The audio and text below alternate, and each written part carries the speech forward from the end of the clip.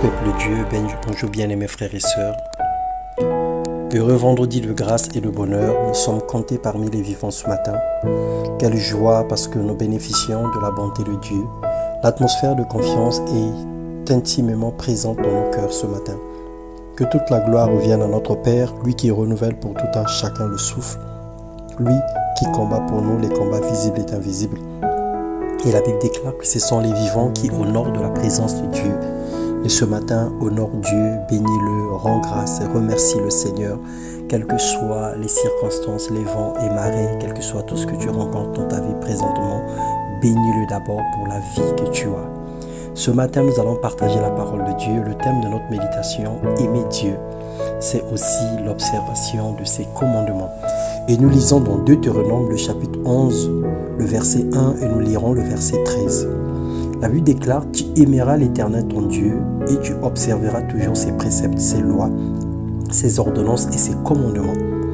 Si vous obéissez à mes commandements que je vous prescris aujourd'hui, si vous aimez l'Éternel votre Dieu et si vous le servez de tout votre cœur et de toute votre âme. » Bien-aimés, pour montrer notre amour pour Dieu, il faille premièrement observer ses commandements. Une façon pour nous de lui dire qu'il est tout pour nous, qu'il est notre guide, notre pain quotidien, qu'il est notre secours au temps de la détresse, mais aussi l'unique chemin qui nous conduit à la vie éternelle et au bonheur sur la terre, qu'il est la gloire de racheter, qu'il est notre haute retraite, il est notre refuge, il est tout ce que nos cœurs désirent, il est la seule personne qui ne nous déçoit pas. Dans 1 Jean, le chapitre 5, le verset 2 au verset 3, la Bible déclare « Car l'amour de Dieu consiste à garder ses commandements, et ses commandements ne sont pas pénibles. Dieu ne nous force pas sa volonté, il ne nous charge pas d'un poids que nous ne pouvons porter. Il ne nous contraint pas à l'aimer. Mais il nous dit simplement que si nous l'aimons, nous devons garder ses commandements. Il ne nous force pas sa volonté, au contraire. Il fait tout ce qu'il fait en sorte que nous soyons heureux. Il nous montre le chemin qui conduit à la vie. Il éclaire notre vie par sa parole. Et ses commandements sont comme des lampes à nos pieds pour nous guider, pour nous conduire. C'est comme des procédures, des codes de conduite qui nous aident à être intègres et à demeurer sages dans ce monde pervers.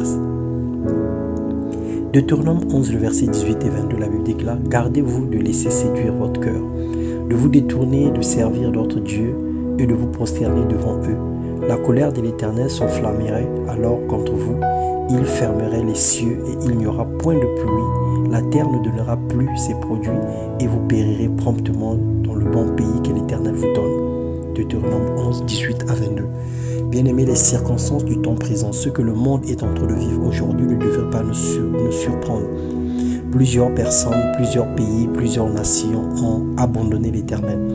Ils ont critiqué l'Éternel, ils l'ont traité de tout et de rien. Ils ont voulu faire des choses à leur guise et aujourd'hui, ces nations sont en train de vivre des situations difficiles. Mais toi, qui es enfant de Dieu, sur toi la gloire de l'Éternel apparaîtra.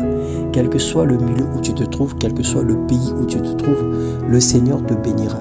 Il fera de toi une lampe, une lumière, un Joseph dans ton temps, un Joseph de ta famille, un Joseph de ton quartier, de ta ville et de ton pays. Quelle que soit la famine des 7 années de vaches maigres, le Seigneur pourvoira à tes besoins. Le Seigneur te remplira de la tête aux pieds de toutes sortes de bénédictions. Mettez dans votre cœur et dans votre âme ces paroles, dit Dieu. Heureux ceux qui sont intègres dans leur voie, qui marchent selon la loi de l'Éternel. Heureux ceux qui gardent ses préceptes et qui les recherchent de tout leur cœur. Qui ne commettent point d'iniquité et qui marchent dans ses voies. En agissant ainsi, bien-aimés, nous prouvons réellement que nous aimons Dieu. Et notre amour pour lui est sans hypocrisie, notre amour pour lui est réel. Le Seigneur nous aime et en retour, nous voulons également l'aimer. Et si nous voulons montrer à Dieu que nous l'aimons, la seule preuve, c'est obéir à ses commandements. Quand même, quelquefois, nous ne comprenons pas ce qu'il veut, mais nous obéissons sans problème. Parce que nous savons que sa parole est la vérité. Il n'est pas celui qui nous conduit dans l'échec, il n'est pas celui qui nous conduit droit dans le trou noir. Mais il est celui au contraire qui nous sort des liens, qui nous sort des œuvres de ténèbres, qui nous sort du trou à rats. Là où nous nous sommes enfouis, là où nous nous sommes enfermés à cause de nos actes et de nos attitudes et habitudes. Le Seigneur t'aime, mon frère, le Seigneur a besoin de toi. Le Seigneur te demande simplement d'observer ses commandements, de marcher selon sa volonté et de ne pas prendre les chemins détournés et les chemins tortueux. Que le Seigneur nous bénisse parce qu'il répond dans nos cœurs en amour par le Saint-Esprit. Et que le Saint-Esprit est présent ce matin. Que le Seigneur te bénisse. Sèche tes larmes. Éloigne de toi la tristesse. Éloigne de toi le rejet. Éloigne de toi tout sentiment du genre tu as été abandonné. Tout sentiment du genre tu as été négligé. Sache que le Seigneur ne t'abandonnera pas. Il ne te délaissera pas. Il est avec toi et il te conduira tous les jours de ta vie jusqu'à son avènement. Sois béni dans le nom de Jésus-Christ.